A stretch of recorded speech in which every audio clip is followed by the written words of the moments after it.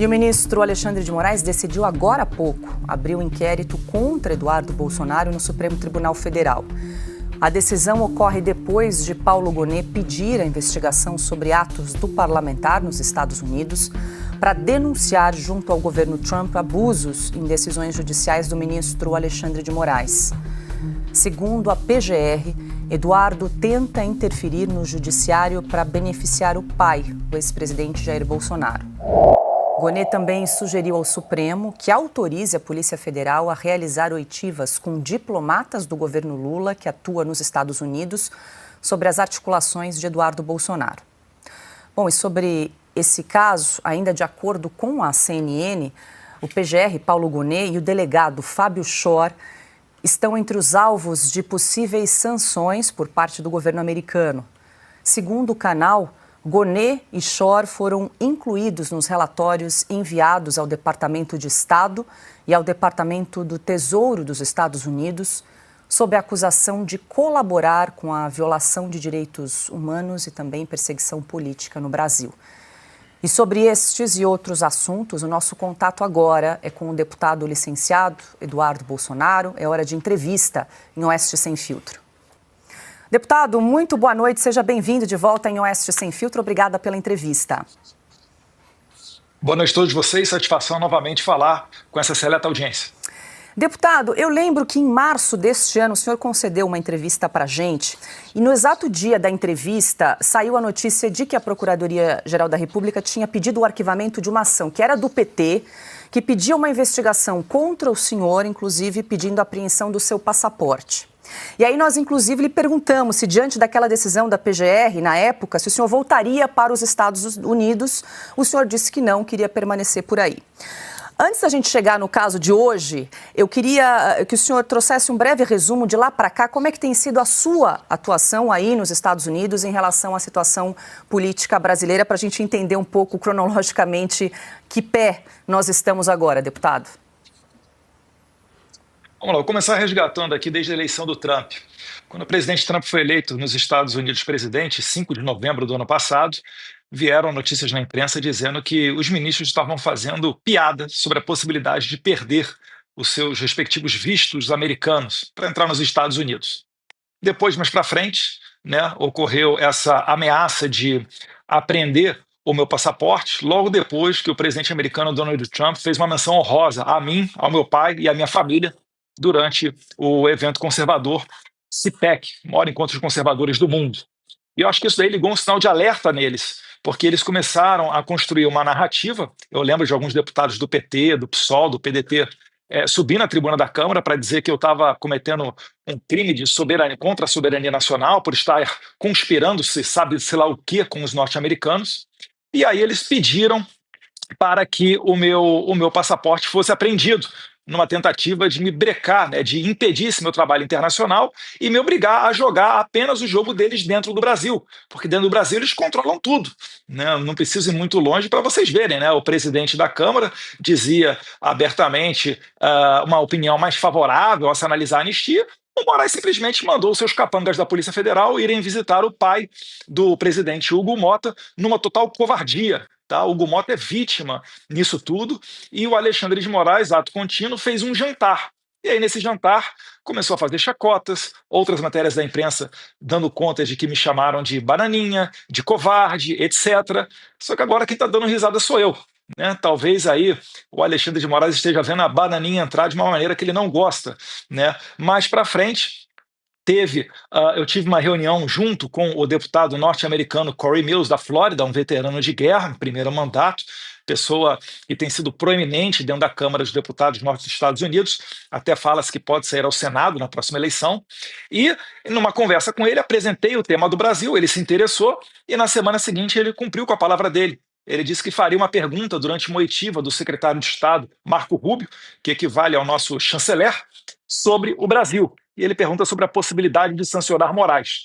Marco Rubio, então, responde, dizendo que sim, há uma grande probabilidade de que essa sanção contra o Moraes ocorra, tudo relacionado a violações de direitos humanos, pois trata-se da Lei Magnitsky, e também sobre a interferência do Alexandre de Moraes na jurisdição norte-americana, porque ele já expediu mandados de prisão contra cidadãos americanos com base em tweets que eles deram a partir do solo americano. Ele impede a livre entrada de empresas como a Rumble e a Truth Social ao Brasil, segue censurando outras pessoas que vivem sob a jurisdição norte-americana, que é o caso do Paulo Figueiredo, do Rodrigo Constantino e do Alan dos Santos, que perderam as suas contas nas redes sociais, tiveram contas bancárias congeladas e assim por diante. E a gente ainda bota um conteúdo a mais, que são os inimigos que o Moraes coleciona nos Estados Unidos. Ele prendeu durante 4 horas Jason Miller no aeroporto dos Estados Unidos, sem qualquer motivo, em 2021. Ele baniu o X do Brasil, empresa do Elon Musk, e depois congelou as contas da Starlink. Nessa oportunidade, uma das pessoas que mais criticou o Alexandre de Moraes foi hoje um dos principais assessores do Trump, que é o Stephen Miller. Então, tudo isso deixa o governo norte-americano sem saída, a não ser começar a utilizar desses mecanismos diplomáticos e de sanções para tentar segurar um pouco o ímpeto do Alexandre de Moraes.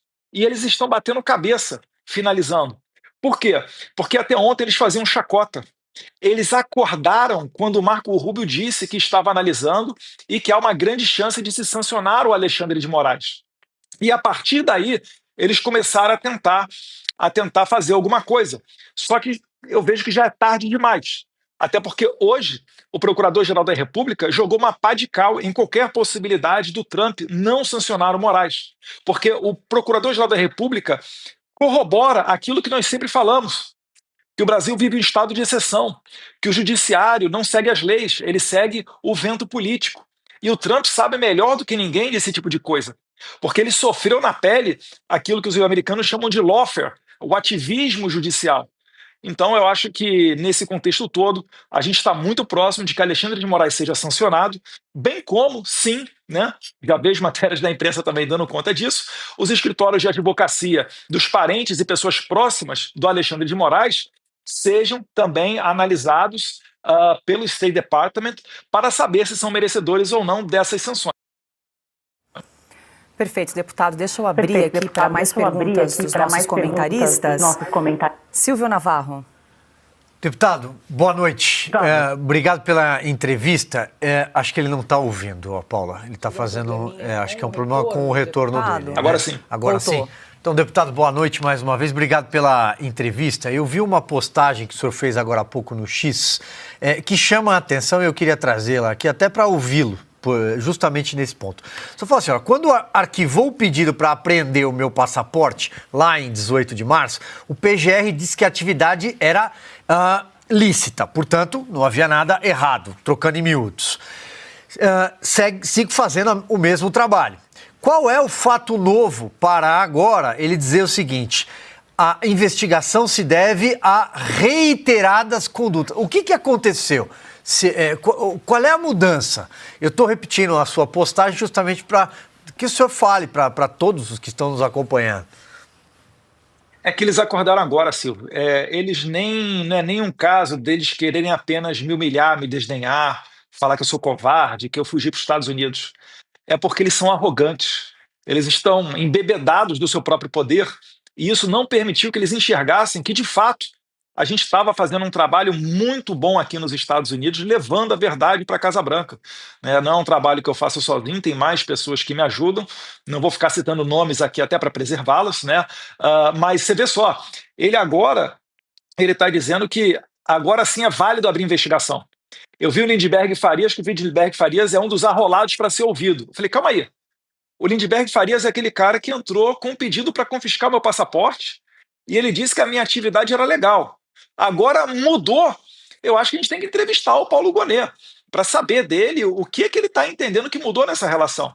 E estão agora pressionando até o meu pai, talvez aí ensaiando uma prisão preventiva, falando que o Bolsonaro deve explicação porque é o filho dele que está nos Estados Unidos e está sendo financiado por ele. Enfim, eles estão querendo criar uma narrativa de que eu estou aqui fora trabalhando apenas para beneficiar o Jair Bolsonaro, quando não é isso. Eu estou querendo corrigir uma injustiça e a gente sempre falou que o primeiro ponto é uma anistia ampla. Por que é uma anistia ampla? Porque não é só para as pessoas de 8 de janeiro. O Alexandre de Moraes perseguiu várias outras pessoas.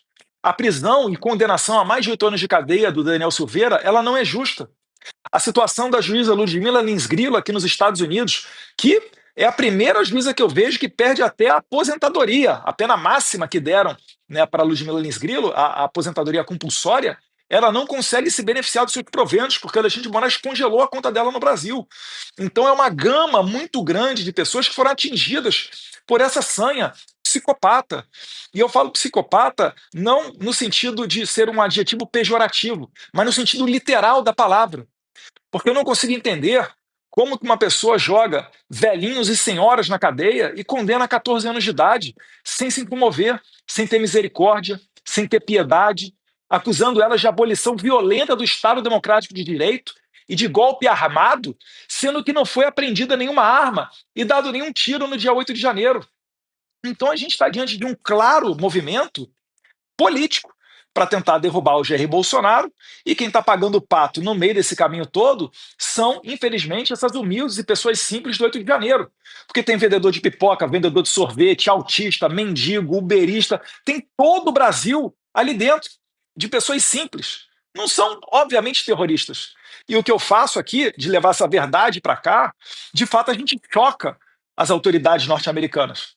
Porque elas olham para isso e falam: meu Deus do céu, sabe? Como é que o Brasil está num ponto desse? Ninguém conseguia imaginar. Porque isso daí é situação típica, né, de países de quinto mundo, né, de países pequenos, que vivem ditaduras e acontecem coisas lá que ninguém se importa, não com o Brasil, né, uma das maiores economias do mundo, um país que é metade da América do Sul, em termos de população e território. Então, isso tudo daí está mostrando que nós estamos do lado certo, nós estamos com a verdade. E o Paulo Gonet mostra mais uma vez que no Brasil não existe poder judiciário, existe perseguição. Até um mês atrás, o que era uma atividade ilícita, agora virou uma atividade quase que terrorista. Eles estão batendo cabeça, Silvio, porque eles não entenderam ainda a gravidade das consequências que eles vão sofrer. O último sancionado, eu acho que foi até alguém da América Central, se não me engano, da Nicarágua. O juiz sancionado pelos Estados Unidos, ele não pode ter uma conta de e-mail do Yahoo. Vocês têm noção que o Alexandre de Moraes ele não vai conseguir abrir uma conta no Uber? Que se ele for registrar o celular dele para dirigir no Waze, se bem que ele deve ter motorista, né? Ele não vai conseguir abrir o Waze, ter uma conta no Waze? É muito grave. Isso aqui é tratado com muita seriedade, que para eles é mais um. Vamos calar a boca de mais um. Desde 2021 a gente está ali desmonetizando a Bárbara do Chatolisei, o Bernardo Kister, um monte de gente. Vamos aqui mandar essa empregada doméstica, cidadã americana também, vamos mandar um mandado de prisão preventiva contra ela, a Flávia Cordeiro. Acabaram de cair do cavalo, porque eles estão vendo que realmente está se aproximando uma consequência muito séria e não vamos permitir que eles façam, finalizando, a narrativa de que eu estou trabalhando contra os brasileiros. Não, eu estou trabalhando para colocar um freio em Moraes, Fábio Chor, os juízes dele, né? O Marco Antônio Vargas, o Ayrton Vieira. Essas pessoas têm que parar de fazer o que elas estão fazendo para que a gente volte a ter uma democracia normal.